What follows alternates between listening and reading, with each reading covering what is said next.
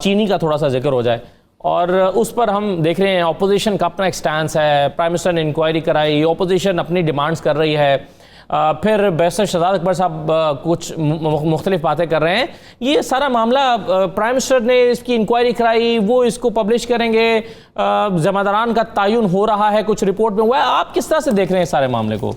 देखिए, इसमें तो कोई शक ही नहीं है कि चीनी हम लोग आदी हो गए हैं, ज़रूरत से ज़्यादा चीनी इस्तेमाल करते हैं, तो वो आवाम को सस्ती मिलनी चाहिए, बिला वजह कोई कार्टेल उसको महंगा ना करे।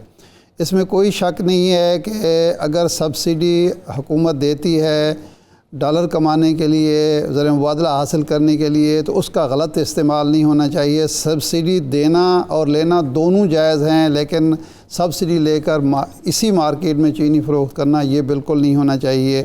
और इसमें भी कोई शक नहीं है कि कोई कार्टेल, कोई माफिया वजूद में नहीं आना चाहिए। लेकिन कुछ चीज़ें जो हैं वो नज़रअंदाज की जा रही हैं। प्रेस कॉन्फ्रेंस में परसों सुन रहा था शहजाद अकबर साहब की, और हुकूमत इस वक्त जो चीज़ें कर रही, एक है गन्ने की कीमत का मामला। जब आप स्पोर्ट प्राइस देते हैं तो उसके बाद फिर जब चीनी मार्केट में आती है तो उस चीज़ को मद्देनज़र रखना ज़रूरी है कि जो आपने स्पोर्ट प्राइस दी है, गन्ना उसी कीमत बिका है या उससे ज़्यादा कीमत पर ख़रीदा गया है।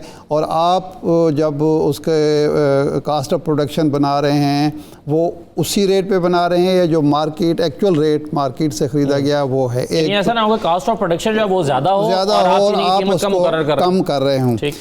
दूसरा है गन्ने के रिकवरी रेट, के गन्ना जो है उससे कितना आप शीरा या उसको जो कहते हैं वो कितना हासिल करते हैं और कितनी चीनी बनाता है। 1 किलो या 1 मन गन्ने से कितनी चीनी हासिल होती है। अब इसका कोई फार्मूला नहीं है।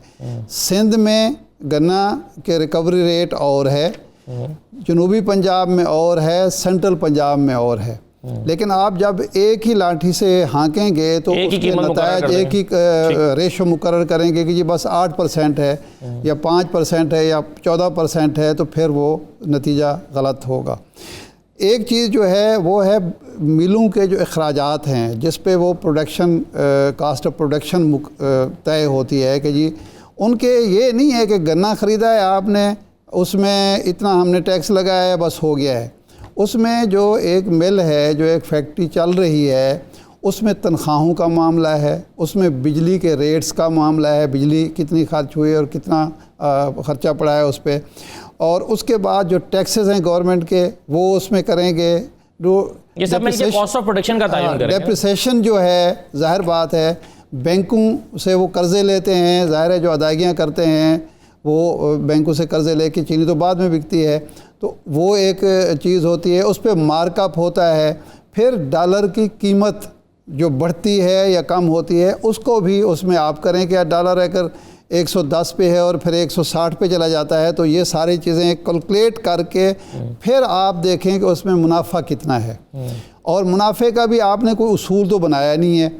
अब यहाँ जो मामला है वो नज़र यूँ आता है कि नाकामी तो है हुकूमत की सतह पे, हुकूमत के इदारों की सतह पे, लेकिन उसका मूरद इल्ज़ाम ठहराया जा रहा है या मिल मालकान को या मुखालिफ सियासी जमातों को या सियासतदानों को, शाह शरीफ ख़ानदान हो या ज़रदारी ख़ानदान हो या दूसरा हो। इसमें सियासत का जो उनसर शामिल हुआ है उसकी वजह से बाज़ हक़ाइक़ को पोशीदा रखा जा रहा है या बाज़ हक़ाइक़ से सरफ़ नज़र किया जा रहा है। अगर सब्सिडी आपने दी है और आपके इदारों ने ये नज़र नहीं रखी कि जो सब्सिडी ले रहा है वो चीज़ अपनी यहाँ बेच रहा है, भेज रहा है मुल्क से बाहर या नहीं भेज रहा, तो ये कसूर किसका है? एक बात। दूसरी, मुसाबकती कमीशन जो कमज़ोर है उसका ज़िम्मेदार कौन है? और एक चीज़ मैं और दूंगा, इस वक्त मुर्गी जो है 250 से 400 पे चलेगी, इसका ज़िम्मेदार कौन है? बिल्कुल सही है। इन सारी चीज़ों को भी तो ज़हन में रखना चाहिए, अभी तयन होना चाहिए। एक कमीशन शायद इसके लिए भी बनना चाहिए। बहुत शुक्रिया इरशाद आरिफ साहब।